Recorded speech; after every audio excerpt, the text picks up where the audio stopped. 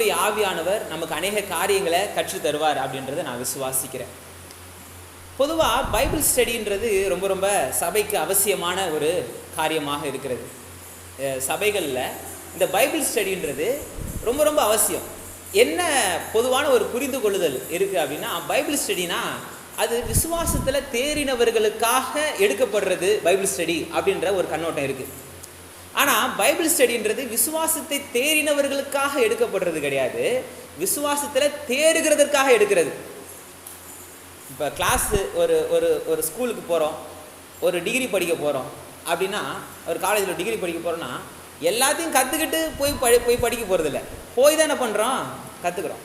ஒரு open book மாதிரி ஒரு திறந்த மனதோடு கூட நம்ம போகும்பொழுது நிறைய விஷயங்களை நம்ம கற்றுக்கொள்கிறோம். நம்ம கடைசியாக முடிக்கும்போது பார்த்தா ஆரம்பித்த மாதிரி ஆரம்பிச்சிருக்க மாட்டோம். அந்த சப்ஜெக்ட் நாலேஜு அதன் குறித்ததான அடிப்படையான விஷயங்கள் தெளிவாக நம்ம புரிஞ்சுக்கிட்டு இருப்போம். அதே போல் தான் பைபிள் ஸ்டடியை நம்ம எப்போவுமே அணுகணும். ஒரு தேறினவர்களாக, விசுவாசத்தில் தேறினவர்களாக, வேத வசனத்தில் தேறினவர்களாக, எல்லாவற்றிலையும் ஒரு சிறந்தவர்களாக இருக்கிறதுனால நான் பைபிள் ஸ்டடி அட்டன் பண்ணுறேன் அப்படின்னு கிடையாது. நம்ம சிறந்தவர்களாய் மாறுகிறதுக்காக தான் பைபிள் ஸ்டடி. அதனால் இந்த பைபிள் ஸ்டடின்றது ஒவ்வொரு சபையும் நடத்த வேண்டிய ஒரு கடமை. அதில் செய்யணும். அதை செய்கிறதுனால நமக்கு மிகுந்த ஒரு பிரயோஜனம் நமக்கு ஏற்படுகிறதா இருக்கிறது. அது மாத்திரம் இல்லை, இயேசு கிறிஸ்து பைபிள் ஸ்டடி எடுத்திருக்கிறாரு. எப்போ எடுத்திருக்கிறாருன்னா, அவருடைய ஊழிய பாதையில் அவர் இந்த பூமியில் மாம்சத்தில் இருந்தபோது ஃபுல்லுமே நிறைய பைபிள் ஸ்டடி எடுத்திருக்கிறார். இருந்தாலும் அதில் ரொம்ப பெஸ்ட்டு வந்து பார்த்திங்கன்னா, அவர் மரித்து பரமேறி செல்வதற்கு முன்பாக உயிர் தெழுந்ததுக்கு அப்புறம் எம்மாவு சீஷர்களுக்கு அவர் பைபிள் ஸ்டடி எடுக்கிறார். அதாவது மோசே முதல் தீர்க்கதரிசிகள் எல்லாரும் எழுதின வேத வாக்கியங்களில் தன்னை குறித்து சொல்லப்பட்ட காரியங்கள் எல்லாவற்றையும் அங்கே எடுத்து காண்பிக்கிறார். அப்போ அவர்கள் வந்து என்ன பண்ணுறாங்க, அவங்களுடைய இருதயம் கொழுந்து விட்டு எரியுது, அவங்க வந்து தெளிவடைகிறாங்க, எல்லாம் வந்து சரியாக அவங்க செய்கிறாங்க. சீஷர்களுக்கும் கர்த்தர் உயிரோடு இருக்கும் பொழுது அவர் ஒவ்வொரு வசனத்தையும் பழைய ஏற்பாட்டின் காலகட்டத்தில் சொல்லப்பட்ட வசனத்தை எடுத்து அது போதித்ததுனால தான் ஆண்டவராக இயேசு கிறிஸ்து பரமேறி சென்றதுக்கு அப்புறம் அவர்கள் ஊழியத்தை செய்யும் பொழுது அது ரொம்ப வல்லமை உள்ளதாக இருந்துச்சு. மத்தேயு, மார்க்கு, லூக்கா மார்க் வந்து பேதுருடைய சாட்சியின் அடிப்படையில் எழுதுகிறாரு.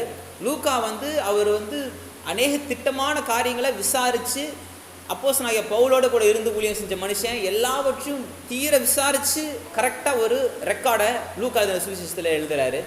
யோவானும் மத்தேயும் டைரெக்டாக அவங்க கண்ணார கண்ட சாட்சிகளை எழுதுகிறாங்க. ஆனால் இதில் பார்த்தீங்கன்னா, அவங்க இயேசு கிறிஸ்து உயிரோடு இருந்தப்ப, பூமியில் அவங்களோட கூட இருந்தப்ப அந்த அளவுக்கு ஒரு தெளிவான ஒரு மக்களாக இருந்தாங்களான்னு கேட்டால் இல்லை. கர்த்தருடைய சித்தத்தை, கர்த்தருடைய வல்லமையை தெளிவாக அவங்க நிறைவேற்றினாங்கன்னு கேட்டால் அப்படி நமக்கு சுவிசேஷ புஸ்தகங்களில் வாசிக்க முடியல. அப்படிப்பட்டவர்களாக அவங்க இருந்த மாதிரி தெரியல. ஆனால் இயேசு கிறிஸ்து பரமேறி சென்றதுக்கு அப்புறம் மத்தேயு சுவிசேஷ புஸ்தகத்தை எழுதும் பொழுது பழைய ஏற்பாட்டின் காரியத்தை கோட் பண்ணி எழுதிக்கிட்டே இருக்கிறாரு. அப்போ இந்த ஞானம் எப்படி வந்துச்சுன்னு கேட்டால், இயேசு கிறிஸ்து சொல்லிய உபதேசத்தின் மூலமாக தான் வந்துச்சு. ஒவ்வொரு வசனமாக பழைய ஏற்பாட்டின் காலத்தில் பழைய ஏற்பாட்டின் கையில் தோல் சுத்த இயேசு கிறிஸ்துவை நினைவு அவங்க மேற்காட்டி பேச அப்போஸ்தலர் நடவடிக்கைகள் 2ஆம் அதிகாரத்தில் நம்ம தெளிவாக பார்க்க முடியுது. அப்போ பைபிள் ஸ்டடின்றது ரொம்ப ரொம்ப அவசியம். சரி, ஏன் இந்த பிலிப்பியரை எடுத்து பார்க்கணும்? நம்ம இதை நம்ம முதலே பார்க்கும்போது கூட இதை தெளிவாக சொல்லியிருக்கேன். ஏதுக்கு நம்ம பிலிப்பியரை நம்ம எடுத்து பார்க்கணும்? ஏன்னா பரிசுத்த வேதாகமும் 2 பகுதிகளாக இருக்குது. நம்ம எல்லாருக்கும் தெரியும். ஒன்று பழைய ஏற்பாடு, இன்னொன்று புதிய ஏற்பாடு. பழைய ஏற்பாடுன்னு பார்த்தீங்கன்னா முதல் 5 இருக்கிறது 5 ஆகமங்கள் அப்படின்னு சொல்லுவாங்க. இன்றைக்கி ஜஸ்ட் இன்ட்ரோடக்ஷன் மட்டும் தான் இன்றைக்கி கொடுக்க போகிறேன். பழைய ஏற்பாடில் 5 ஆகமங்கள் இருக்குது. அதாவது மோசே எழுதின புஸ்தகங்கள், அது டோரா, நியாயப்பிரமாண புஸ்தகங்கள், ஆதியாகமம், யாத்திராகமம், லேவியராகமம், என்னாகமம், உபாகமம். இதுக்கப்புறம் பார்த்தீங்கன்னா சரித்திர ரீதியான புஸ்தகங்கள் வரும். யோசுவா, நியாயாதிபதிகள், சாமுவேல் புஸ்தகம், நாளாகம புஸ்தகம், ராஜாக்கள் புஸ்தகம், இதெல்லாம் வரும்.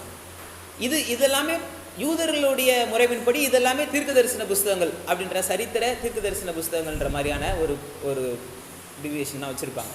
இதுக்கப்புறம் சங்கீதங்கள் மற்றும் ஞான பாடல்கள் அப்படின்ற புஸ்தகம் இருக்குது. யோபு, சங்கீதம், நீதிமொழிகள், பிரசங்கி, உன்னத பாட்டு, இவைகள்லாம் சங்கீதம் மற்றும் ஞான பாடல்கள். இதெல்லாம் song books, prayer book and song books அப்படின்ற மாதிரி ஒரு கேட்டகரியில் இருக்குது. இன்னொன்று தீர்க்க தரிசன புஸ்தகங்கள். இது வந்து நம்ம வந்து பெரிய தீர்க்க தரிசன புஸ்தகங்கள், சிறிய தீர்க்க தரிசன புஸ்தகங்கள்ட்டு 2 பிரிவாக பிரிச்சிருக்காங்க. 5 இது ஏசாயா, எரேமியா, எசேக்கியேல், தானியேல், புலம்பல். இது 5ம் வந்து பெரிய தீர்க்க தரிசன புஸ்தகங்கள்.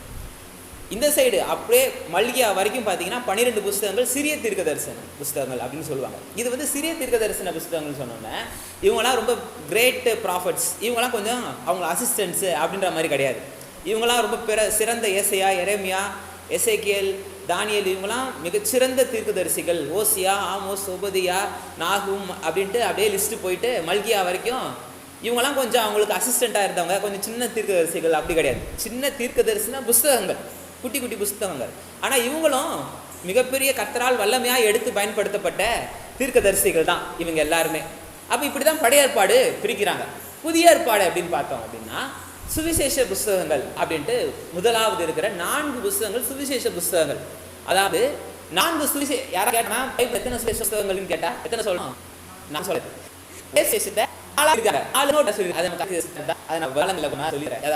சிங்கம், காளை, ஒரு ஒரு செம்மறியாடு, மனிதன் அப்படின்ற மாதிரியான 4 உருவகப்படுத்தி நம்ம பிரிக்கலாம். ராஜ்யங்களின் அடிப்படையில் பிரிக்கலாம். நிறைய விஷயங்களை இந்த 4 சுவிசேஷ புஸ்தகங்களை 4 விதமாக பிரிக்கலாம். ஒரு மிகச்சிறந்த ஒரு வேத வல்லுநர் எப்படி சொல்லி கொடுத்தாரு அப்படின்னா, அவர் சொன்னார், 4 பாக்ஸ் கிடையாது, ஒரே சதுரத்தை 4ஆக பிரித்தா, ஒரே சதுரத்துக்குள்ளே 4ஆக பிரிச்சுட்டா எப்படி 4 தனித்தனி பாக்ஸ் மாதிரி இருக்கும், ஆனால் அந்த 4 பாக்ஸுமே ஒரே சதுரத்துக்குள்ளே தான் இருக்குது. அதே மாதிரி தான் சுவிசேஷ புஸ்தகங்கள்ன்றது ஒன்று தான். ஒரே சுவிசேஷத்தை 4 கண்ணோட்டத்தில் சொல்லியிருக்கிற புஸ்தகங்கள் தான் முதல் 4 புஸ்தகங்கள். அடுத்தது வரலாற்று புஸ்தகங்கள் பார்த்திங்கன்னா ஒன்று தான் இருக்குது.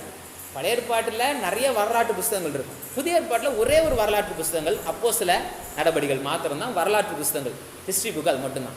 அதுக்கப்புறம் பார்த்தீங்கன்னா பாலின் எபிசல்ஸ், அதாவது பவுல் எழுதின நிருபங்கள். பவுல் எழுதின நிருபங்கள் பார்த்தீங்கன்னா சில கேட்டகரியில் பிரிப்பாங்க. இதுக்கப்புறம் வர்றது பார்த்தீங்கன்னா பொதுவான நிருபங்கள். இதை வந்து தியாலஜிக்கல் டேர்ம்ஸில் சொன்னால் கேத்தலிக் எபிசல்ஸ்ன்னு சொல்லுவாங்க. கேத்தலிக் எபிசல்ஸ்னால் கத்தோலிக்கர்கள் இன்றைக்கி நம்ம பார்க்குற ரோமன் கேத்தலிக்ஸ் எழுதின நிருபங்கள் நினச்சிக்க கூடாது. கேத்தலிக்ன்ற வேர்டுக்கே அர்த்தம் என்னென்னா சர்வதேசன்னு அர்த்தம். கேத்தலிக் எபிசல்ஸ் அப்படின்னா சர்வதேச நிருபங்கள். அதாவது பிலிப்பியர், எபேசியர், கொலேசியர் அப்படின்ட்டு பவுல் வந்து சில சபைகளுக்கு, சில பட்டண சபைகளுக்கு எழுதுறாரு. ஆனால் ஒரு பர்டிகுலர் சபைகளுக்கு எழுதுறாரு. ஆனால் நீங்கள் மற்ற நிருபங்கள், யாக்கோபு எழுதின பொதுவான நிருபம், அவங்க யாக்கோபு எழுதின நிருபம்ன்றது எல்லாருக்கும், எபேசி சபைக்கும் வாசிக்கணும். இதுவும் அப்படி தான். இந்த பிலிப்பியர்கள் எழுதின நிருபம் பார்த்தீங்கன்னா எல்லா சர்ச்சுக்கும் போச்சு, அவங்களுக்கு மாத்திரம் போச்சு, ப்ளஸ் எல்லாருக்கும் போச்சு.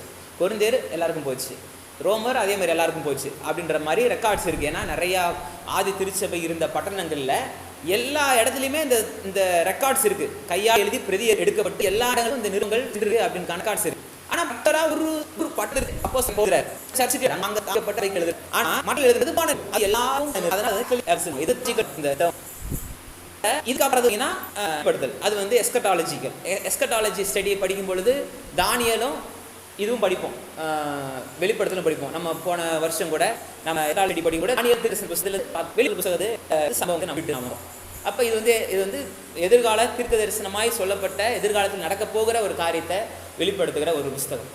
இப்போ இந்த பவுலின் நிருபங்களில் 3 விதங்கள் நாம் பார்க்கலாம். ஒன்று வந்து அவர் இந்த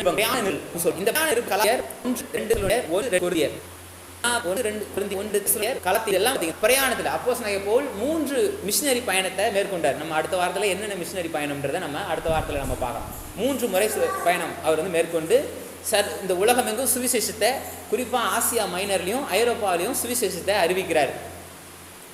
இன்னும் சில வேத பண்டிதர்கள் சொல்லுவாங்க அப்போஸ்தலனாகிய பவுல் 4வது ஒரு சுவிசேஷத்தை பயணத்தை மேற்கொண்டார் அப்படின்னு சொல்லுவாங்க. அது எப்போன்னா எருசலேமில் கைதாகி ரோம பட்டணத்தில் போகிற அந்த பிரயாணத்தையும் அவங்க என்ன பண்ணுவாங்க, ஒரு சுவிசேஷ பயணம் மாதிரி அவங்க கன்சிடர் பண்ணி தான் அவங்க சொல்லுவாங்க. ஆனால் பொதுவாக 3 பயணங்கள். இந்த 3 பயணத்தில் அவர் எழுதினது கலாத்திய சபைக்கும் கொரிந்து சபைக்கு 2 முறையும் தெசலோனிக்க சபைக்கு 2 முறையும் நிருபங்களை எழுதுகிறாரு. 2வது போதக நிருபங்கள். இந்த போதக நிருபங்கள் அப்படின்றது அப்போஸ்தலனாகிய பவுல் தனக்கு அடுத்த தலைமுறை ஊழியர்களுக்கு அடுத்த கட்ட ஊழியம் விரும்பினவருக்கு அது 2 தீமோத்தேயு புஸ்தகம். ஏன் 2 தீமோத்தேயுவை நான் கடைசியாக சொல்கிறேன்னா, ஏன்னா 2 தீமோத்தேயு தான் கடைசியாக அவர் எழுதின புஸ்தகம். அந்த 2 தீமோத்தேயு எழுதுனதுக்கப்புறம் அவர் இரத்த சாட்சியாய் மறிக்கிறார், தலை வெட்டப்பட்டு அவர் மறிக்கிறார். ஆனால் 1 தீமோத்தேயு ஃபஸ்ட்டு எழுதுறாரு, 2வது தீத்து எழுதுறாரு, போதக நிருபமாக தீத்துக்கு எழுதுறாரு, ரெண்டாவது முறை தீமோத்தேயுக்கு மறுபடியுமே எழுதுறாரு. இதுக்கு அப்புறம், அதாவது இதுக்கு இடைப்பட்ட அவர் எழுதுனது தான் சிறை நிருபம். அதாவது எருசலேமில் கைது ஆகி அவர் எருசலேம்லே சில ஆண்டு காலம் இருந்து திரும்பி அவரை கொண்டு போய் ரோமில் கொண்டு போய் வைக்கிறாங்க. ரோம சிறைச்சாலையில் அவர் இருக்கும் பொழுது எழுதின நிருபங்கள் தான் சிறை நிருபங்கள் அப்படின்னு அழைக்கப்படுது. இந்த சிறை நிருபங்கள் எதுலான்னு பார்த்தீங்கன்னா, எபேசியர், கொலேசியர், பிலமோன், பிலிப்பியர். அதே போல் அப்போஸ்தலனாகிய பவுல் சிறையில் இருக்கும் பொழுது எழுதின நிருபங்களில் கடைசி நிருபம் இந்த பிலிப்பியர் நிருபம். அப்போ அப்போஸ்தலனாகிய பவுல் நிருபங்களில் இப்படி 3 கேட்டகரியாக பிரிக்கும். புதிய பாட கேட்டகரி ஒரு கேட்டகரியில் பார்த்தீங்கன்னா, இந்த கேட்டகரியில் சிறைச்சாலை நிருபங்கள் அப்படின்ற ஒரு இதில் அதில் பிலிப்பியரை நம்ம பார்த்துக்கிட்டு இருக்கோம். அவரோட சிறை கடைசி காலத்தை எழுதுற இதை அவர் பிலிப்பு சபையை அவர் ஆரம்பித்து கிட்டத்தட்ட 10 ஆண்டுகள் கழித்து தான் என்ன பண்ணுறாரு, இந்த நிருபத்தை எழுதுறாரு. பிலிப்பு சபையை அவர் ஆரம்பித்து 10 வருஷம் கழித்து இந்த நிருபத்தை அவர் எழுதுறாரு. மற்ற இதுக்கிடையில் நிறையா மிஷினரி பயணங்கள், நிறையா காரியங்கள் எல்லாத்தையும் பார்த்துட்டு கடைசியாக இந்த இதை எழுதுறாரு. இந்த பிலிப்பு சபை எப்படி ஆரம்பிக்கப்பட்டுச்சு அப்படின்றத நம்ம எங்கே பார்க்கலாம் அப்படின்னு பார்த்தீங்கன்னா, அப்போஸ்தலர் நடவடிக்கைகள் 16ஆம் அதிகாரத்தில் தான் நம்ம பார்க்க முடியும். அப்போஸ்தலர் நடவடிக்கைகள் 16ஆம் அதிகாரத்தில் 6ஆம் வசனத்திலிருந்து நாம் வாசிக்கலாம்.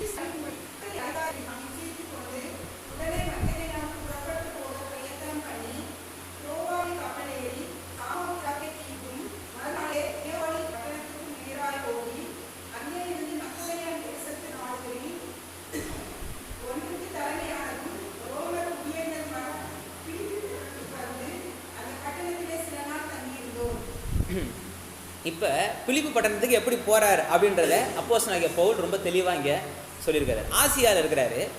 ஆசியாவிலேருந்து இப்போ ஐரோப்பாவுக்கு சுவிசேஷத்தை கொண்டு போகிறாரு. இன்றைக்கி நிறைய பேர் நினச்சிட்டு இருக்கோம், ஐரோப்பாவிலேருந்து சுவிசேஷம் ஆசியாவுக்கு வந்துச்சு, இந்தியாவுக்கு வந்துச்சு, உலகம் ஃபுல்லும் வந்துச்சு அப்படின்ட்டு. ஆனால் சுவிசேஷம் ஆசியாவிலேருந்து தான் ஐரோப்பாவுக்கே போச்சு. ஏன்னா இந்த மக்கதோனியா, மேசிடோனியா, நீங்கள் ஹிஸ்ட்ரி புக்கில் பார்த்தீங்கன்னா மேசிடோனியான்னு வரும். இந்த மக்கதோனியா பட்டணம் இது பார்த்தீங்கன்னா எந்த ரீஜியன் பார்த்தீங்கன்னா ஐரோப்பா. ஐரோப்பாவில் முதல் சுவிசேஷம் அறிவிக்கப்பட்ட பட்டணம் எதுனா இந்த பிலிப்பு பட்டணம். ஐரோப்பா தேசத்தில் முதல் சுவிசேஷம் அறிவிக்கப்பட்ட பட்டணம் பிலிப்பு பட்டணம்.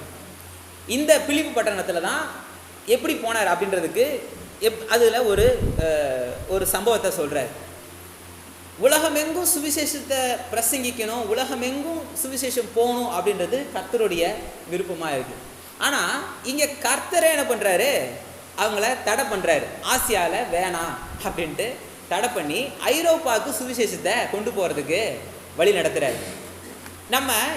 இப்போ நம்ம இந்த பைபிள் ஸ்டடினோடனே இது பயங்கரமாக பைபிள் ஸ்டடி அப்படியே உள்ளே போய் வேத வசனத்தை ஆராய்ஞ்சு அதோடு கூட தான் நம்ம இருக்க போகிறோம்னு கிடையாது.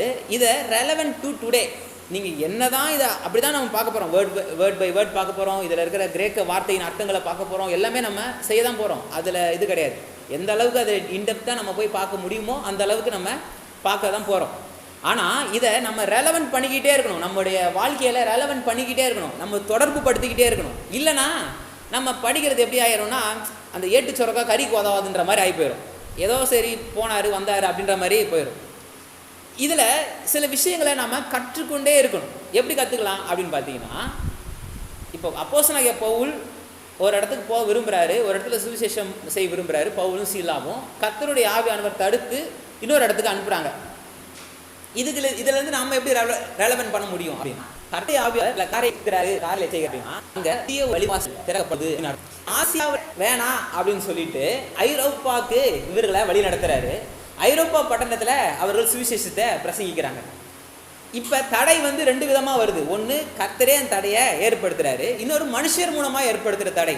மனுஷமாக ஏற்படுற தடை கர்த்தருடைய நிறைவேற்றம் வருது, மனுஷன் வருது, கர்த்தர் ஏற்படுத்த வேறொரு வழிகள் இருக்கும். அது ஏதோ ஒரு விதத்தில் ஒரு சர்வதேச அளவில் எல்லாருக்குமா, நமக்கு நம்ம சார்ந்த எல்லாவற்றுக்குமாய் ஒரு ஆசீர்வாதமாய் முடிகிறதுக்காக தான் அந்த மாதிரியான ஒரு வழிநடத்துதல் இருந்துச்சு. இதுக்கு அரசியல் ரீதியாக, அதாவது பொலிட்டிக்கல் ரீதியாக நிறையா அப்படி அப்படின்றத நம்ம பார்க்கலாம். இன்னைக்கு நம்ம ஃபர்தராக நம்ம போயிடலாம். இன்றைக்கி இன்ட்ரோடக்ஷன் பார்த்து இன்றைக்கும் அடுத்த வாரத்துலேயும் நம்ம இந்த இன்ட்ரோடக்ஷனை முடிச்சோம். இப்போ என்ன பண்ண மக்கள் தேச போகிற இந்த 10ஆம் பாதி ராத்திரி பார்க்குறாரு. இப்போ வந்து மக்கள் வந்து ஒரு அலைக்கை தராரு. ஆசிரியர்கள் 100% அப்படி தான் அப்படின்னு கிடையாது. ஆனால் சில வரலாற்று ஆசிரியர்கள் எப்படி எழுதுறாங்க அப்படின்னா, இந்த மனிதன் யாரா அப்படின்னு கேட்டால் லூக்கான்னு எழுதுறாங்க. லூக்கா தான் என்ன பண்ணுறாரு, தரிசனத்தில் வந்து பேசினார்.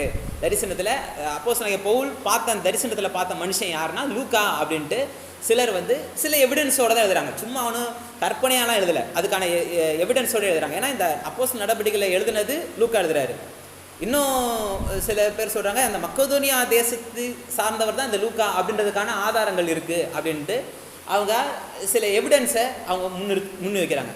இன்னும் சில பேர் எப்படி எவிடன்ஸ் வைக்கிறாங்கன்னா, இந்த லூக்கா, இந்த அப்போஸ்தல நடவடிக்கைகள் லூக்கா எழுதின சுவிசேஷத்தை எழுதின இந்த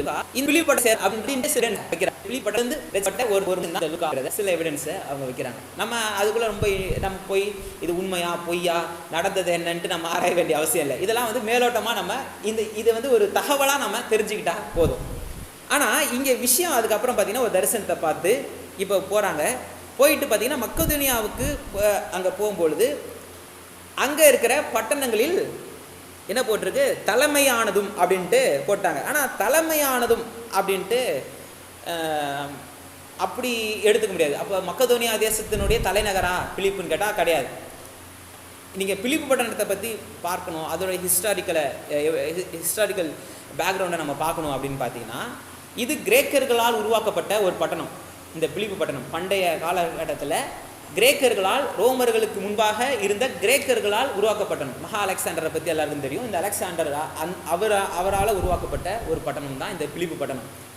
பிலிப்பு அப்படின்ற வார்த்தைக்கு அர்த்தம் என்னன்னு பார்த்தீங்கன்னா குதிரை பிரியன் அப்படின்னு அர்த்தம்.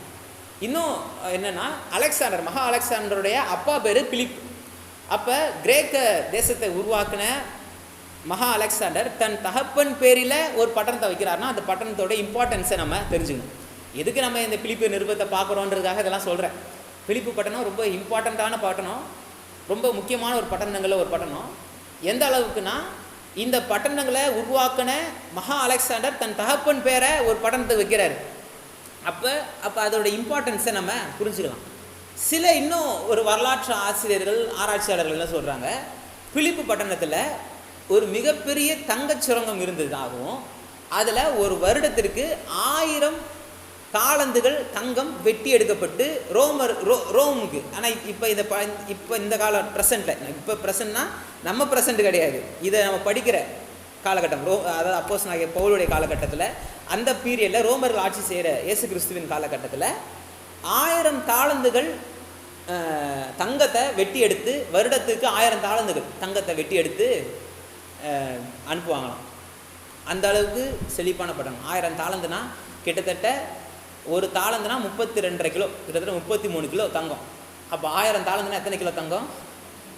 33,000 கிலோ தங்கம் வந்து ஒரு வருஷத்துக்கு அந்த பட்டணத்துலேருந்து தோண்டி எடுக்கப்படுது. எந்த விதமான மிஷினரிஸ் இல்லை, கையிலேயே அவ்வளோ தங்கத்தை எடுக்கிறாங்கன்னா அப்போ அந்த பட்டணத்தில் எவ்வளோ தங்கம் இருந்திருக்குன்னு பாருங்கள். அந்த அளவுக்கு ஒரு செல்வ செழிப்பான ஒரு பட்டணம் தான் இந்த பிலிப்பு பட்டணம். இன்னும் என்னென்னா, நான் போன முறை நம்ம பைபிள் ஸ்டடி ஆரம்பிக்கும் கூட சொல்லியிருக்கேன், இது வந்து ஒரு மெயின் லைன் ஒரு ரோட்லலாம் இல்லை, ஆனால் இது ரொம்ப அழகான பட்டணம், ரொம்ப இயற்கை காட்சிகள் நிறைந்த பட்டணம், மன ரம்மியமான பட்டணம். அதே போல் ஸ்ட்ராட்டஜிக்கலாக ஒரு ஒரு பேஸ், ஆர்மி பேஸ் இருக்கிற ஒரு பட்டணம். இப்போ பார்த்தீங்கன்னா அமெரிக்காவுடைய ஆர்மி பேஸு எங்கெங்கெல்லாமே இருக்கும். கொஞ்சம் ஒரு நாள் சும்மா அந்த கூகுள் மேப்பில் இந்த கூகுள் எர்த்துன்னு ஒன்று இருக்குது, அதை போய் பார்த்துட்டு இருக்கும்போது நம்ம இந்தியாவுக்கு கீழே ஒரு சின்ன தீவு, மடகாஸ்கர் கிட்ட ஒரு சின்ன குட்டி தீவு, அதில் பார்த்தா ஃபுல்லுமே போர் விமானங்களாக நிற்கிது. அதுக்கப்புறம் அதை செலக்ட் பண்ணி அதுன்னு பார்த்தா அது வந்து யூகேவோட ஆர்மி பேஸாம். யுனைடெட் கிங்டம் எங்கே இருக்குது, அவங்களோட ஆர்மி பேஸ் எங்கே இருக்குது, இங்கே வச்சுருக்காங்க. அப்போ உலகம் ஃபுல்லும் கடலில் இருக்கிற சின்ன சின்ன தீவுகளில் இது மாதிரியான ஆர்மி பேஸஸ்லாம் வச்சுருக்காங்க. அதே போல் இந்த ரோமர்களுடைய ஆர்மி பேஸ் வந்து இந்த பிலிப் பட்டணத்தில் இருந்துச்சு. ரோம போர் வீரர்கள் உடைய ஆர்மி பேஸ் அங்கே இருக்குது. இன்னும் ரிட்டையர்ட் ரோமனில் இந்த இம்பீரியல் கார்ட்ஸ், ரொம்ப எலைட் கார்ட்ஸ், ரொம்ப அதிக மிக உயர்ந்த பதவியில் இருந்து ரிட்டையர்டான ரோம போர் சேவகர்கள் தங்கின இடம் வந்து இந்த பிலிப்பு பட்டணம். அதனால் ரொம்ப தேசபக்தி நிறைந்த, ரோம தேசபக்தி நிறைந்த ஒரு பட்டணம் தான் இந்த பிலிப்பு பட்டணம். இப்படிப்பட்ட ஒரு வரலாற்று முக்கியத்துவம் வாய்ந்த பட்டணமாக இந்த பிலிப்பு பட்டணத்தில் என்ன நடந்துச்சு அப்படின்னு பார்த்தீங்கன்னா, இவங்க வராங்க. 13ஆம் வசனத்தை வாசித்து பார்த்தீங்கன்னா, ஓய்வு நாளிலே நாங்கள் பட்டணத்திற்கு வெளியே போய் ஆட்சியின் அருகே வழக்கமாய் ஜெபம் பண்ணுகிற இடத்திற்கு உட்கார்ந்து அங்கே கூடி வந்த ஸ்திரீகளுக்கு உபதேசித்தோம். அப்பொழுது தியத்திரா ஊராலும் இரத்தாம்பரம் இருக்கிறவளும் தேவனை வணங்குகிறவர்களும் ஆகிய லீதியாள் என்னும் பேருள்ள ஒரு ஸ்திரீ கேட்டுக்கொண்டிருந்தால் பவுல் சொல்லியவைகளை கவனிக்கும்படி கர்த்தர் அவள் இருதயத்தை திறந்தருளினார். அப்போ இதில் கீ டேர்ம்ஸ் தான் நம்ம பார்த்துட்டு இருக்கோம். ஃபஸ்ட்டு பிலிப்பு பட்டணம்னா என்ன அப்படின்றதுக்கான ஒரு பிக்சர் உங்கள் மனசில் வந்திருக்கும் அப்படின்னு நான் நம்புறேன். ஒரு பிக்சர் அழகாக மாறி 6 ஓடு மாறி இருக்கணும், 6 பேஸ் இருக்குது, ஆஃபீஸ் இருக்கு, தங்கி எடுக்கிறாங்க. அப்போ ஒரு ஒரு பிக் வந்துருது. இப்போ இந்த லீதியாளை குறித்து பார்ப்போம். லீதியாளை குறித்து ஹிஸ்டாரிக்கலாக நிறையா எவிடன்சஸ் கலெக்ட் பண்ணி வச்சுருக்கிறேன். ஆனால் அதெல்லாம் வேணாம். பைபிளில் இருக்கிற எவிடன்ஸே மோர் தென் எனஃபாக இருக்குது அவங்கள பற்றி நம்ம படிக்கிறதுக்கு. என்னன்னு பார்த்தீங்கன்னா, இவங்க தியத்திரா அப்படின்ற ஆசியா மைனர்னா ஆசியா சின்ன ஆசியான்னு சொல்லுவாங்க. இந்த சின்ன ஆசியாவில் இருக்கிற ஒரு பட்டணம் தான் தியத்திரா. இந்த தியத்திரா ஊரை சேர்ந்த பெண், இரத்தாம்பரம் விற்கிற பெண். இரத்தாம்பரம்னா பர்பிள் கிளாத், அதாவது துணி வகைகளில் பட்டு துணிகள், இது மாதிரி நிறையா துணிகள் இருக்குது. இன்றைக்கி நம்ம நினச்சோன்னா எங்கே வேணால் போயிட்டு சில விலை உயர்ந்த துணிகளை நம்மளால் வாங்க முடியுது. ஆனால் சில கலர்ஸ் வந்து அன்னைக்கு வந்து கிடைக்காது, ரொம்ப ரேர். அதில் ரொம்ப ரேரானது பார்த்திங்கன்னா இந்த பர்பிள் கலர். இந்த பர்பிள் கலரில் கிளாத்ஸ் வந்து ரொம்ப ரேரு. அதை விற்கிறவங்க நல்ல ஒரு எலைட் பீப்புளாக தான் இருப்பாங்க. அவங்க வந்து ஒரு மிகப்பெரிய ஒரு செழிப்பான ஒரு குடும்பத்தை சேர்ந்தவங்களாக இருப்பாங்க. ஏன்னா அது கிடைக்கிறது கஷ்டன்றதுனால மிக அதிக விலை கொடுத்து தான் வாங்க முடியும். மிக விலை அதிக கொடுத்து வாங்குறவங்க தான் அங்கே வச்சுருக்கிறாங்க. அப்படின்னா கடை அங்கே வச்சுருக்கிறாங்க, அவங்க விற்கிறாங்கன்னா அப்போ அதை காசு கொடுத்து வாங்குகிற ஆளுங்க அங்கே இருக்கிறாங்க. இதுவே அந்த பட்டணத்துடைய செழிப்பை காட்டுது. இப்போ நம்ம ஊரில் BMW ஷோரூம் இல்லை, ஏன் அதை வாங்குறவன் அளவுக்கு இங்கே இல்லை, அங்கே போய் தான் வாங்கிட்டு வருவாங்க. நம்மளால் என்ன வாங்க முடியுமோ அதுதான் இங்கே இருக்கும். ரொம்ப ரிச்சான, ரொம்ப பாஷான ஒரு பெரிய ரோல்ஸ் ராய்ஸ் வந்து இந்த ஊரில் வந்து ஷோரூம் வைக்கல. ஒருவேளை நீங்கள் இதில் நியூஸில் வாசிச்சிருப்பீங்கன்னு நினைக்கிறேன். குஜராத்தில் வந்து ஒரு சின்ன கிராமம். அந்த கிராமத்தில் பார்த்தீங்கன்னா எல்லா ஷோரூமுமே இருக்கும். ஒரு கிராமத்திலே BMW showroom, Benz, Rolls Royce முதற்கொண்டு எல்லா ஷோரூமே இருக்குமா. ஏன்னான்னு கேட்டால் அந்த கிராமத்தில் இருக்கிற எல்லாருமே பலாயிரம் கோடிக்கு சொந்தமான கோடீஸ்வரர்களாக இருக்கிறாங்க. அப்போ கிராமந்தான் வாங்குற அளவுக்கு காசு வச்சுருக்கிறவன் அந்த ஊரில் இருக்கிறதுனால என்ன பண்ணுறாங்க, விற்கிறவன் இருக்கிறான். அப்போ ரத்தாம்பரம் விற்கிறாங்க அப்படின்னா அதை வாங்குற அளவுக்கு காசு வச்சுருக்கிற ஊர் தான் இந்த பிலிப்பு பட்டணம். இது மூலமே அந்த பட்டணத்தினுடைய இதை நம்ம தெரிஞ்சுக்கலாம். இவங்க என்ன பண்ணுறாங்க, தேவனை வணங்குகிறவர்களாக இருக்கிறாங்க. இவர்கள் கர்த்தருடைய வேத வசனத்தை கவனிக்கும்படி கர்த்தர் அவர்கள் இருதயத்தை திறந்தார் அப்படின்ட்டு வேத வசனம் நமக்கு போதிக்குது. இப்போ 5வது என்ன, அந்த 14ஆம் வசனம் 15ஆம் வசனம் வரைக்கும் அப்படி ஃபுல்லும் வாசிங்கன்னா அந்த பெண்ணும் அவருடைய வீட்டார் எல்லாருமே என்ன பண்ணுறாங்க, ரசிக்கப்படுறாங்க. இப்போ 3வது ஃபஸ்ட்டு கீ பாயிண்ட்டு பிலிப்பு பட்டணம். இப்போ லீதியாள்ன்ற அந்த பெண்ணை பற்றி உங்களுக்கு ஒரு ஐடியா கிடச்சிருக்கும். 3வது குறி சொல்லுகிற ஆவியுடைய பெண். 16ஆம் வசனத்துலேருந்து 18ஆம் வசனம் வரைக்கும் இந்த பெண்ணை குறித்து நம்ம பார்க்க முடியுது. இவங்க எப்படின்னா, அப்போஸ்தலனாகிய பவுல் போகும்போதெல்லாம் இவங்க வந்து மெய்யான தேவனுடைய தீர்க்கதரிசி இங்கே வந்திருக்காங்க அப்படின்ட்டு சொல்லிக்கிட்டே இருக்கிறாங்க. இது நடந்துக்கிட்டே இருக்குது. ஒரு கட்டத்தில் அவர்கள் உள்ளாக இருக்கிற அந்த அசுத்தாவியை அப்போஸ்தலனாகிய பவுல் என்ன பண்ணுறாரு, துரத்திடுறாரு. இப்போ இவங்களை வச்சுக்கிட்டு வியாபாரம் பண்ண, அதாவது நான் நிறைய பேர் சொல்லியிருக்கேன், எங்கே பாவம் இருக்கோ அங்கே பயம் இருக்கும், எங்கே அந்த பயம் இருக்கோ அந்த பயத்தை காசாகிற ஜனங்களும் இருப்பாங்க. இப்போ ஒருத்துக்கு நான் கேட்டிங்கன்னா அதுதான் பாவம் முக்கியமாக ரொம்ப ஈஸியாக நடக்கக்கூடிய ஒரு பட்டணம். அதனால அந்த பாவத்து அங்கே பெருகி இருக்கிறதுனால, அதாவது காசு இருக்கிற இடத்துல பாவம் அதிகமாக இருக்குது, பாவம் இருக்கிற இடத்துல பயம் இருக்குது, பயம் இருக்கிற இடத்துல அந்த பயத்தை காசாக்குறவங்க இருக்கிறாங்க. இது வந்து ஒரு செயின் மாதிரி போய்கிட்டு இருக்கு. காசு அதிகமாக இருக்குது, செல்வ செழிப்பு அதிகமாக இருக்குது, அதனால் பாவம் அதிகமாக இருக்குது. காசு என்ன பண்ணுறதுன்னு தெரியல, இஷ்டத்துக்கு செலவு பண்ணுறதுக்கு அதுக்கான வழிவாசல் திறந்துருக்கு, எல்லாம் போயிட்டு இருக்கிறதுனால அதை அப்படிப்பட்ட ஒரு ஜனங்க இருக்கிறாங்க. இப்போ பாவம் பெருகிறதுனால அதை ஜனங்களுக்கு பயம் இருக்குது. இப்போ இந்த பயத்தை போக்குறதுக்கு, பயத்தை காசாக்குறதுக்கு ஒரு சர்டன் பீப்புள்ஸ் இருக்கிறாங்க. இப்போ உலகம் ஃபுல்லும் உலகத்திலே பார்த்தீங்கன்னா லாஸ் வேகாஸ் வந்து, லாஸ் ஏஞ்சல்ஸ் வந்து ரொம்ப மோசமான ஒரு பட்டணம்னு சொல்லுவாங்க. அதுலேயும் இதே மாதிரி இந்த பிளாக் மேஜிக்ஸு, இது மாதிரி குறி சொல்கிறது, மந்திரம் செய்கிறது, இது மாதிரியான இதெல்லாம் அதிகம். ஏன்னா ஜனங்களுக்குள்ள ஒரு பயம் இருக்குது. இந்த பயத்தை போக்குறதுக்கு, அதை காசாக்கிறதுக்கு ஒரு சர்டன் ஜனங்க இருப்பாங்க. அதே போல் இப்போ பிலிப் பட்டணத்தில் அந்த பெண் இருக்கிறா அப்படின்னும் போது, அப்போ அந்த பட்டணம் எவ்வளோ ஒரு இன்றைக்கி இருக்கிற மும்பை மாதிரி ஒரு செல்வ செழிப்பாக இருக்குது அப்படின்றது நமக்கு புரியுது. இதெல்லாமே நமக்கு ஒரு எவிடன்ஸாக இருக்குது. நான் வெளியிலேருந்துலாம் எவிடன்ஸ்லாம் கொடுக்கவே இல்லை, நமக்கு அது தேவையும் இல்லை. இருக்குது ஹிஸ்டாரிக்கல் அடிப்படையில் இந்த பிலிப்பு பட்டணத்தை பற்றி நிறைய எவிடன்ஸ் இருக்குது. ஆனால் அது தேவையே இல்லை. நம்ம பைபிளே வந்து நமக்கு நிறைய எவிடன்ஸ் நமக்கு கொடுக்குது. இந்த பிலிப்பு பட்டணத்தினுடைய செழிப்பை குறித்து, அங்கே இருக்கிற மக்களுடைய வாழ்க்கை முறைகளை குறித்து எல்லாத்தையும் நமக்கு தெளிவாக காமிக்குது. இப்போ இந்த பெண்ணை நம்பி இருந்த சிலர் வந்து இப்போ வந்து அக்யூஸ் பண்ணி அப்போஸ்தலனாகிய பவுலையும் சீலாவையும் கைது பண்ணுறாங்க. என்ன நடக்குது அதுக்கப்புறம் அப்படின்னு பார்த்தீங்கன்னா, சிறையில் அடைக்கப்படுறாங்க. நமக்கு எல்லாருக்கும் தெரியும், அதிக பிரசங்கங்கள் கேட்டிருக்கிறோம். சிறைச்சாலையில் அவங்க துதிக்கிறாங்க, சிறை கதவுகள் திறக்குது, ஆனால் அவங்க போல. அது நிமித்தம் சிறை காவலன் இருப்பான், அவங்க குடும்பமும் ரசிக்கப்பட்டு, காவலன் 30ஆம் வசனத்தில் 34ஆம் வசனம் வரைக்கும் வச்சுன்னா சிறை குடும்பம் முழுக்க என்ன பண்ணுது, ரசிக்கப்படும். இதெல்லாம் தொடர்ந்து நடக்குது. இப்போ இந்த விஷயம் இப்போ நம்ம என்னென்ன பார்த்தோம், லீதியா, அதாவது ஃபஸ்ட்டு அப்போஸ்தலனாகிய பவுலினுடைய அழைப்பை பார்த்தோம், அந்த பிலிப்பு பட்டணத்துக்கு எப்படி போனன்னு பார்த்தோம். அப்புறம் அங்கே ஆலோசிக்கப்பட்ட லீதியா பார்த்தோம். ரெண்டாவது குறிசோடைய பேட்டி பார்த்தோம். அது சரி அனுபவத்தை பார்த்தோம். அப்போ அந்த சாலையில் வச்சுறாரு பார்க்கறது இதை வந்து நான் வந்துக்கணும், ஒரு விஷயம் மாதிரி இதெல்லாம் நடந்துச்சு நான் தெரிஞ்சுக்கணுமா, இது என் வாழ்க்கையில் எப்படி பயன்படும் அப்படின்ற கேள்வி நமக்கு எழலாம். இதெல்லாம் ஜஸ்ட் நீங்கள் வாட்சாலே புரிஞ்சிடும். ஆனால் இது எதுக்கு நான் படிக்கணும், பைபிளில் ஏன் இருக்குது, பைபிள் முழுக்க தேவனுடைய வார்த்தை. இப்போ இந்த சம்பவம் ஏன் இருக்குது, இதை நம்ம இது ஒரு ஹிஸ்ட்ரியாக நம்ம பார்க்குறோமா, இல்லை இதை நம்ம எப்படி ரெலவென்ட் பண்ண முடியும் அப்படின்னு பார்த்தீங்கன்னா, இதில் ஒரு மிகப்பெரிய சத்தியம் நமக்கு காத்திருக்கு. அதுவும் குறிப்பாக ஊழியத்துக்கு இந்த சம்பவம் ரொம்ப நமக்கு உதவியாக இருக்குது. அதனால தான் பிலிப்பு நிருபத்தை ஏன் நம்ம எடுக்கிறோன்றதுக்கு, அதுக்காக தான் இதை இவ்வளோ பேசுகிறேன். சும்மா ஒன்றும் பிலிப்பு நிருபத்தை அப்படி போகிற போக்கில் எடுக்கலை. இதுக்கு பயங்கரமான ஆழமான அர்த்தங்கள் இருக்குது. ஃபஸ்ட்டு ஒரு மினிஸ்ட்ரி ஆரம்பிக்கிறோம், இல்லை கர்த்தர் நமக்கு ஒரு பெரிய தரிசனத்தை கொடுக்குறாரு, அதுக்கு அந்த ஒரு பெரிய திட்டத்தை நமக்கு கொடுக்குறாருன்னா அது நமக்கு முதலாவது தரிசனமாக தான் இருக்குது. ஒரு மினிஸ்ட்ரியாக இருந்தாலும் சரி, ஒரு திட்டமாக இருந்தாலும் சரி, ஃபஸ்ட்டு அது நம்ம தரிசனத்தில் தான் நமக்கு கர்த்தர் அதை உணர்த்துறாரு. இப்போ பிலிப்பு பட்டணத்துக்கு போகணுன்றதை கர்த்தர் என்ன பண்ணார், தரிசனத்தில் தான் உணர்த்துறாரு.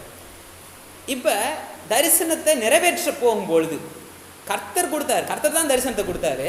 இவங்க சுய இச்சைப்படி போல, சுய ஆசைப்படி போல கர்த்தர் காமிச்ச வழியில் தான் போகிறாங்க. ஆனால் இவங்க பிலிப்பு பட்டணத்துக்கு போனோன்னே வாங்கன்னு கூட்டிகிட்டு போயிட்டு இவங்களை வரவேற்று இவங்களை உபசரிக்கிறதுக்கு அங்கே யாரும் இல்லை. இந்த பிலிப்பு பட்டணம் இவ்வளோ செல்வ செழிப்பான பட்டணமாக இருந்தாலும் அங்கே ஒரு ஜெபாலயம் இல்லை, யூதர்களுடைய ஜெபாலயம் இல்லை. நல்லா தெரிஞ்சுக்கணும், இந்த ரோமர்களுடைய ஆட்சியின் காலகட்டத்தில் யூதர்கள் ரோமர்களுக்கு கீழாக அவங்க இருந்தாங்க. இந்த ரோமர்களுக்கு யூதர்கள் ஃபுல்லும் வரி செலுத்தி நிறையா டெக்னாலஜிஸ், அன்னைக்கு இருந்த சில அறிவியல் பூர்வமான அறிவார்த்த சில விஷயங்களை ரோமர்களுக்கு இந்த யூதர்கள் கற்றுக் கொடுத்ததுனால யூதர்களுக்கும் ரோமர்களுக்கும் ஒரு உடன்படிக்கை இருந்துச்சு. என்ன அப்படின்னா, ஒரு பட்டணத்தில் 10 யூதர்கள் இருந்தாங்கன்னா அங்கே ஜெபாலயம் கட்டித்தரப்படும் அப்படின்ட்டு ரோம பேரரசன் சீல் பண்ணி கொடுத்துட்டார், உத்தரவு போட்டு கொடுத்துருக்கிறார். ஆனால் இங்கே பிலிப்பு பட்டணத்தில் ஜெபாலயம் இல்லை அப்படின்னும் பொழுது நமக்கு என்ன தெரியுது, அங்கே 10 யூதர்கள் கூட இல்லைன்னு தெரியுது. எப்படி ஜெபாலயம் இல்லைன்னு தெரியுதுன்னா, அவங்க போகும்போது நீங்கள் ஓய்வு நாளில் 13ஆம் வசனம் 16ஆம் அதிகாரம் 13ஆம் வசனத்தில் ஓய்வு நாளில் நாங்கள் பட்டணத்துக்கு வெளியே போய் ஆற்றின் அருகே வழக்கமாய் ஜெபம் பண்ணுகிற இடத்துல உட்கார்ந்து அங்கே கூடி ஸ்ரீகளுக்கு உபதேசித்தோம். அப்போ அங்கே ஜெபாலயம், இப்போ தெசலோனிக்கே பட்டணத்தில் ஜெபாலயம் இருந்துச்சு. ஆனால் இங்கே பிலிப்பு பட்டணத்தில் ஜெபாலயமே இல்லை. இவங்க அதனால என்ன பண்ணிட்டாங்க, ஆற்றின் அருகே போயிட்டு இது பண்ணாங்க. ஏன் ஆற்றுல போகணும் அப்படின்னா, ஆற்றுக்கிட்ட போகணும் அப்படின்னா, யூதர்கள் இந்த சாபத் டே அனுசரிக்கிறதுக்கு முன்னாடி தன்னை சுத்திகரித்துக் கொள்வாங்க. தேவாலயத்துக்கு போகும்போது சரி, ஜெபாலயத்துக்கு போகும்போது முன்னாடி ஒரு தொட்டி இருக்கும். அந்த சுத்திகரிப்பு தொட்டியில் தங்களை கைகள் கால்கள்லாம் சுத்திகரித்து தான் இந்த இந்த இந்த சடங்குகளை செய்ய ஆரம்பிப்பாங்க. அப்போ ஆற்றின் அருகே இவங்க போய் அந்த சடங்குகளை செய்கிறாங்க. வேறு யாராவது யூதர்கள் இருந்தாங்கன்னா அதை செய்ய வருவாங்க அப்படின்ற ஒரு ஸ்ட்ராட்டஜிக் பிளான் இருந்துச்சு. இப்போ கர்த்தர் ஒரு தரிசனத்தை காமிக்கிறாரு, ஆனால் போகும்போது அங்கே ஒரு ஜெபாலயம் இல்லை. என்ன ஆண்டவரே, ஜெபாலயம் இருந்தால் எங்களுக்கு இவ்வளோ வசதியாக இருந்திருக்கும் அப்படின்ட்டு இங்கே புலம்பலை. நான் என்னென்னலாம் எதிர்பார்த்து வந்தேன், ஆனால் நான் எதிர்பார்த்தது எதுவுமே இங்கே நடக்கலை. ஒரு ரெட் கார்பெட் போட்டு ஒரு சிகப்பு கம்பளம் போட்டு எங்களை வரவேற்று தானே ஆகணும். ஏன்னா கர்த்தருடைய சித்தத்தை தான் நாங்கள் நிறைவேற்றி வந்திருக்கிறோம். ஆனால் இங்கே சூழ்நிலை அப்படி இல்லவே இல்லை. எல்லாம் சூழ்நிலை ஆப்போசிட்டாக இருக்குது. ஆனாலும் அதன் மத்தியில் அவங்க தேவனுடைய ஊழியத்தை நிறைவேற்றுறாங்க. ஒரு ஸ்ட்ராட்டஜிக் பிளானோட கொண்டு வராங்க. இதை செய்யணும், இதை பண்ணணும் அப்படின்ற ஒரு ஸ்ட்ராட்டஜிக் பிளான் அங்கே இருக்குது. அப்போ பார்த்தீங்கன்னா அதை கர்த்தர் ஆசீர்வதிக்கிறாரு. லீதியாள்ன்ற ஒரு வெயிட்டான ஒரு லேடியை ஒரு விசுவாசியாக கொடுக்குறாரு. இப்போ லீதியாள்ன்ற ஒரு பெண் வந்து குடும்பம் கழிச்சு போடுறேன். தொடர்ந்து வரீங்கன்னா இப்போ வந்து எப்போது வீட்டுக்கு நம்ம பண்ணலாம் நடத்த இருக்கு. ஆனால் நம்ம தரிசனத்தை நிறைவேற்ற போகும்போது நமக்கு வரவேற்பு இருக்குன்னு நம்ம சொல்ல முடியாது.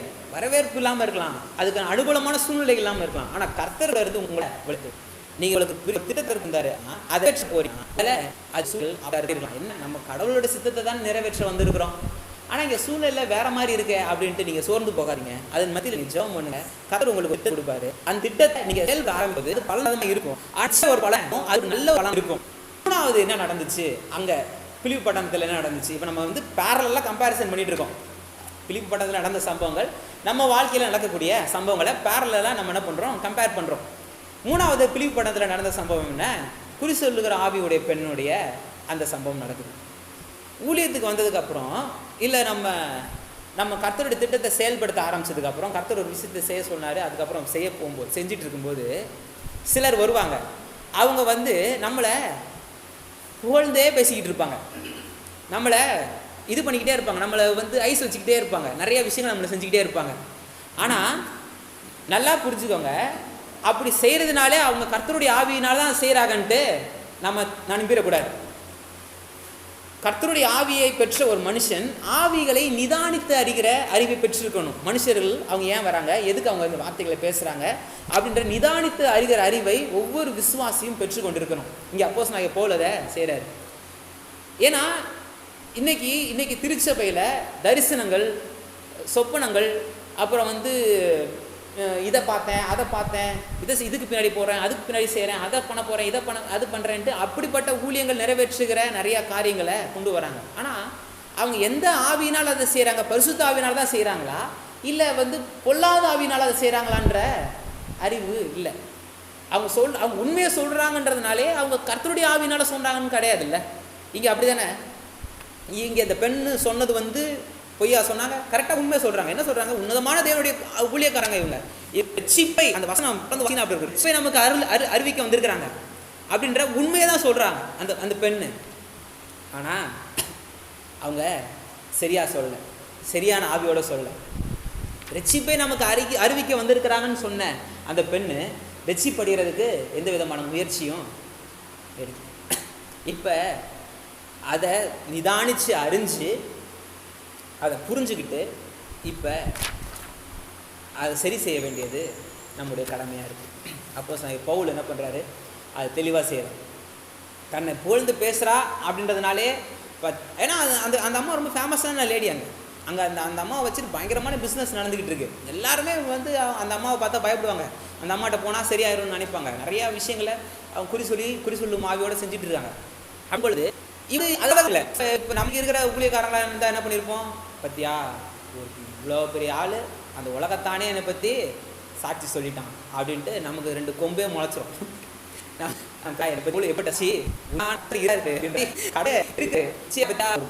இப்படிப்பட்ட அப்பதான் கர்த்தருடைய திட்டம் நிறைவேற்றம் அங்க செயல்படும். ரொம்ப ரொம்ப அவசியம் நம்முடைய வாழ்க்கையில. கர்த்தருடைய சித்தத்தை நிறைவேற்ற தரிசனத்தோடு இருக்கிறோம். ஆண்டவர் தான் நமக்கு காமிக்கிறாரு சில விஷயங்களை, இப்படிலாம் செய் அப்படின்னு காமிக்கிறாரு. அதை செய்ய நம்ம முயற்சி எடுத்து போகிறோம். ஆனால் அது ஒரு ஒரு சரியான ஒரு வரவேற்பு இருக்கிற மாதிரி தெரியல. ஆனாலும் நம்ம கர்த்தர் ஒரு திட்டத்தை கொடுத்து அதை செய்ய ஆரம்பிக்கும் பொழுது, அதை ஸ்டார்ட் பண்ணி போய்கிட்டு இருக்கும்போது பார்த்தீங்கன்னா நம்மளை அப்படியே லிஃப்ட் பண்ணி தூக்கிட்டு போகிற மாதிரி சில சம்பவங்கள் நடக்கும்.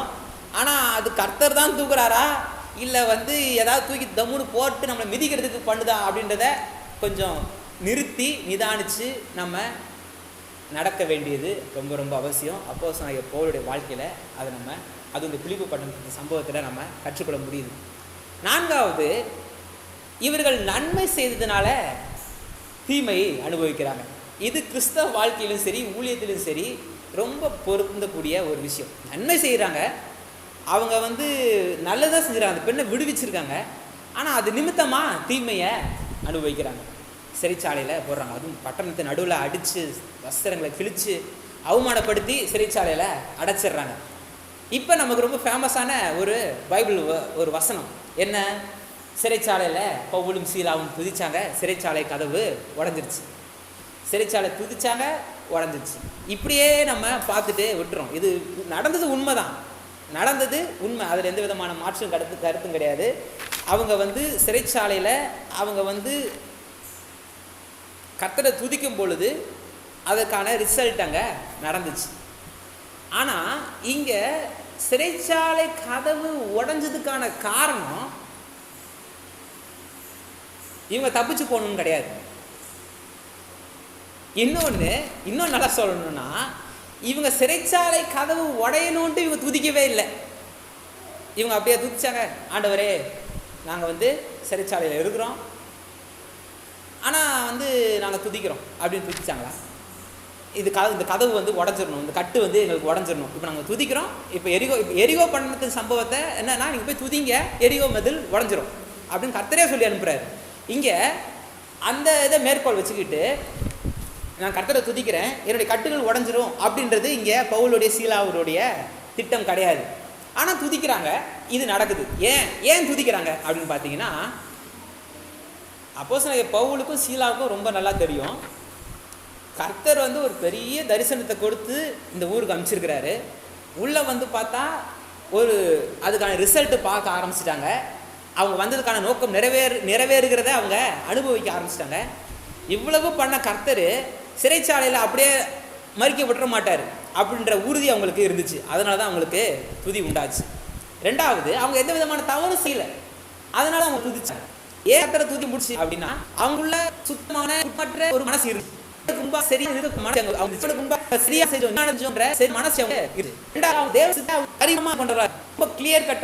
நான் கர்த்தருடைய சித்தத்தை தான் செய்கிறேன், என்னைய கர்த்தர் இப்படியே விட்டுற மாட்டார், என்னை இந்த தாழ்வுல, இந்த குறைவுல, இந்த கஷ்டத்துல என் கர்த்தர் என்னை விட்டுற மாட்டாரு அப்படின்ற தெளிவு அவங்களுக்கு இருந்துச்சு. இதனால தான் அவங்க துதி செஞ்சாங்க.